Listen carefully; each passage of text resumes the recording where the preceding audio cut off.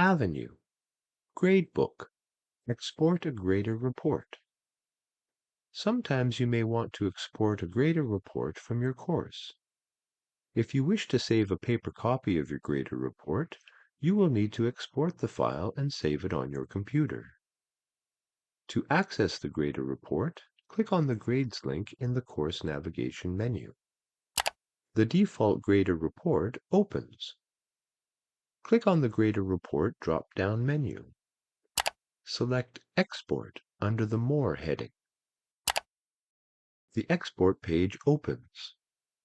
Open the Export As menu and select the format you would like. The most common format to export is the Excel spreadsheet, so we will choose that option. In the Grade Items to be Included area, by default, all graded items are selected to be exported. You can deselect activities by clicking the check mark in the checkbox.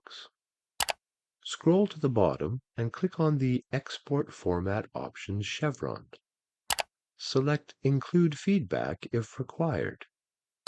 Deselect Exclude Suspended Users if you would like to include them in the report.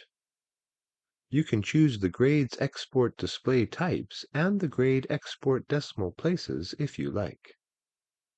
When you are ready, click on the Download button.